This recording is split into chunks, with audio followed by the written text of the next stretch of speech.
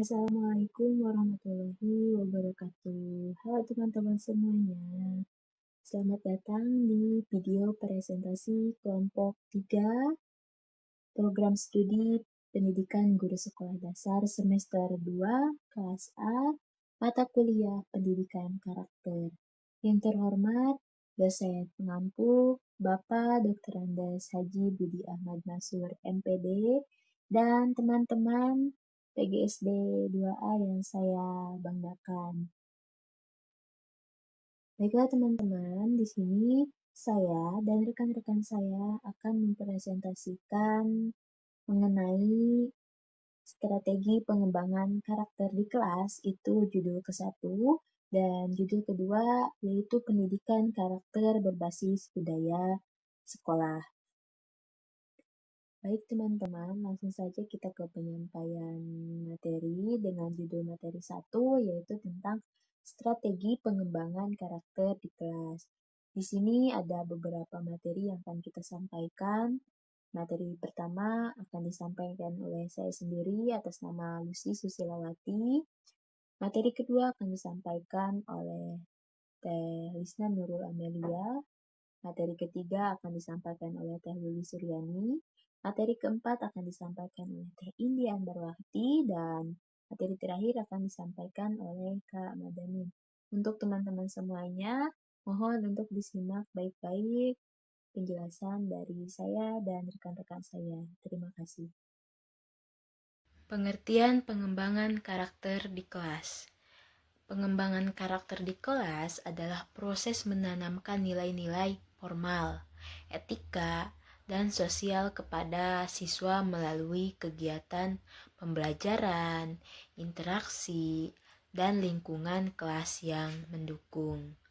Nah, tujuannya untuk apa? Tujuannya untuk membentuk pribadi siswa yang berintegritas, bertanggung jawab, dan memiliki sikap positif dalam kehidupan sehari-harinya. Nah, proses ini tidak hanya terjadi melalui pengajaran langsung teman-teman, tetapi juga melalui keteladanan guru, kebiasaan harian, serta pengalaman belajar yang bermakna dan menyenangkan. Metode langsung dalam pengembangan karakter. Metode langsung dalam pengembangan karakter adalah pendekatan yang menekankan pada praktik secara langsung dan pengulangan untuk membentuk kebiasaan anak yang diinginkan. Contohnya seperti mengajak anak pada pembiasaan harian, yaitu seperti mandi pagi, bangun pagi, sarapan, dan berangkat sekolah. Yang kedua, keteladanan. Orang tua harus menjadi teladan bagi anak-anaknya dan harus menimbulkan sikap yang jujur serta bertanggung jawab. Dan yang ketiga yaitu adalah pembelajaran melalui pengalaman. Pembelajaran melalui pengalaman seringkali mudah diingat oleh seorang anak-anak. Makanya setiap sekolah, orang tua harus melakukan program-program yang melibatkan anak secara berkegiatan. Yang keempat yaitu pembiasaan dan pengingat. Orang tua dan pendidik dapat menciptakan suasana yang bernilai positif sehingga anak-anak merasa nyaman serta terdukung dan termotivasi. Yang kelima, melakukan evaluasi. Melakukan evaluasi secara berkala terhadap perilaku anak-anak dan memberikan umpan balik yang konstruktif. Tentang metode tidak langsung perkembangan karakter. Metode tidak langsung perkembangan karakter adalah pendekatan pembangunan karakter yang dilakukan secara implisit, yaitu melalui suasana, kebiasaan, interaksi, dan keteladanan dalam kehidupan kelas sehari-hari, bukan melalui ceramah atau interaksi langsung. Ada beberapa penerapan metode tidak langsung di kelas, yaitu yang pertama, keteladanan guru. Guru sebagai teladan utama.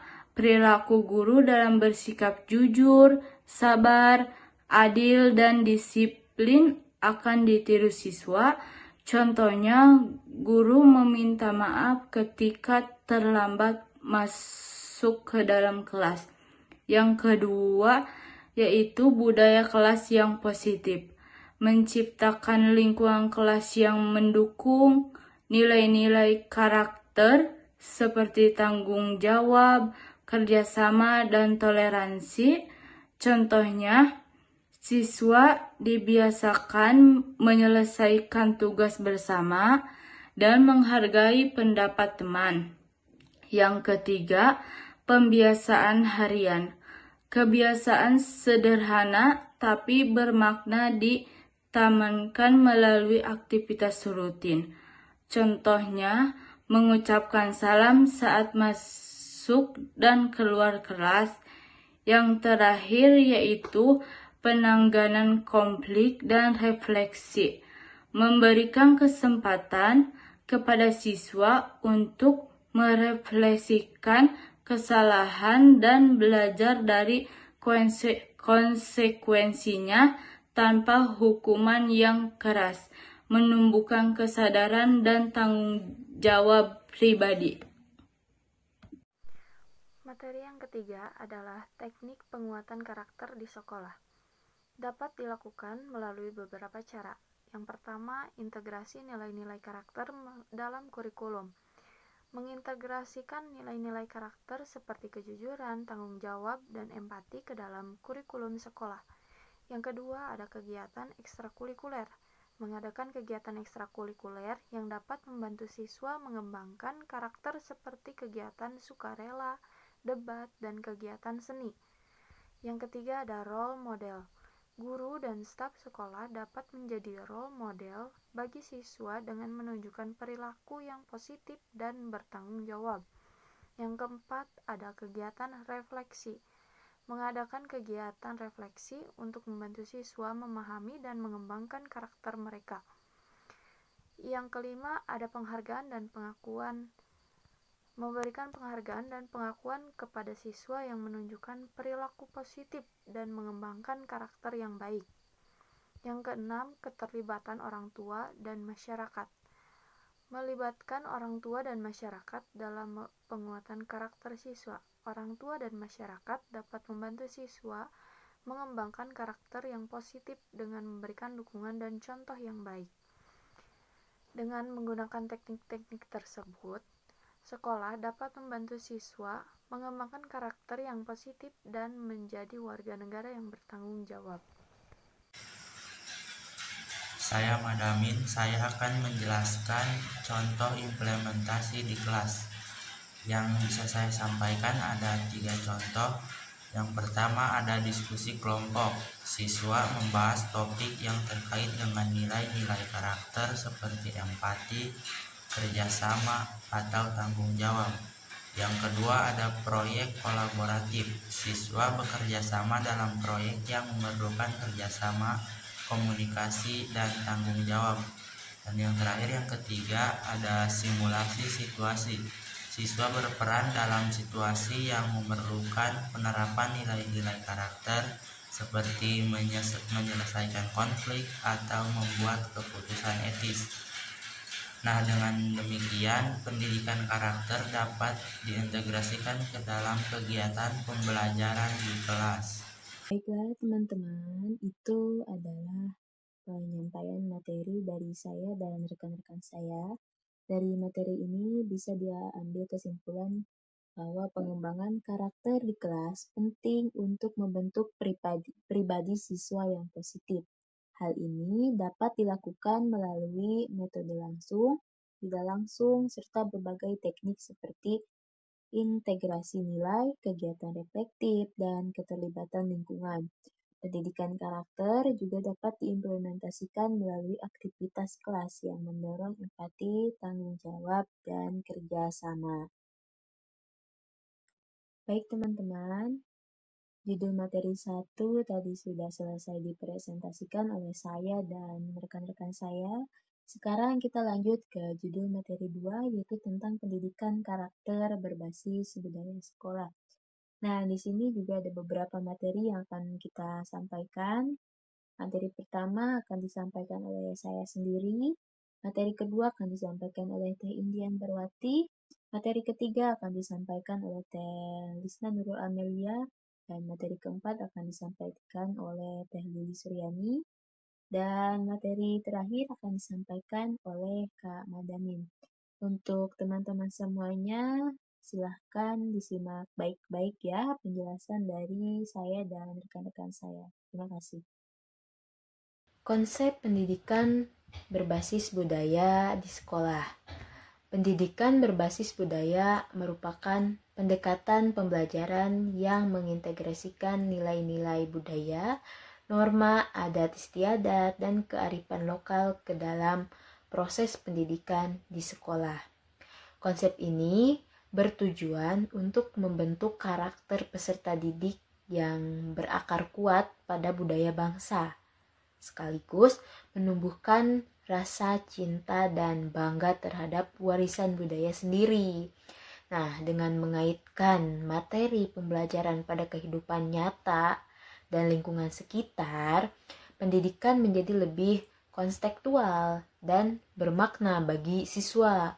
Selain itu, pendidikan berbasis budaya juga mendorong partisipasi aktif masyarakat dalam proses pendidikan dan membentuk pribadi yang santun, toleran, serta memiliki kepribadian luhur. Nah, prinsip utama dari pendidikan berbasis budaya meliputi relevansi budaya dalam pembelajaran, penghargaan terhadap keagamaan, serta pembentukan karakter dan identitas bangsa melalui proses pendidikan yang berkesinambungan. Pembiasaan nilai positif di sekolah. Pembiasaan nilai positif di sekolah bertujuan untuk membentuk karakter siswa yang unggul serta bertanggung jawab dan menciptakan lingkungan yang kondusif dan harmonis. Pembiasaan ini dapat dilakukan melalui berbagai macam kegiatan, contohnya seperti kegiatan rutin yaitu berdoa sebelum melakukan kegiatan atau pembelajaran, melakukan upacara bendera merah putih di hari Senin. Dan yang kedua, contoh kegiatan pembiasaan nilai positif yaitu kegiatan spontan. Kegiatan spontan itu membiasakan siswa mengucapkan salam kepada guru dan temannya, bersikap sopan santun, dan membuang sampah pada tempatnya. Contoh nilai positif yang dapat diharapkan, yang pertama, menumbuhkan sikap jujur dalam perkataan, perbuatan, dan tingkah laku. Yang kedua, memperkuat nilai keagamaan dan spiritual. Yang ketiga, menumbuhkan sikap nasionalisme. Yang keempat, menumbuhkan sikap disiplin. Manfaat nilai positif pembiasaan di sekolah yaitu membentuk karakter siswa yang unggul dan bertanggung jawab, serta meningkatkan kualitas pendidikan. Materi yang ketiga adalah teknik penguatan karakter di sekolah. Dapat dilakukan melalui beberapa cara. Yang pertama, integrasi nilai-nilai karakter dalam kurikulum. Mengintegrasikan nilai-nilai karakter seperti kejujuran, tanggung jawab, dan empati ke dalam kurikulum sekolah. Yang kedua, ada kegiatan ekstrakurikuler.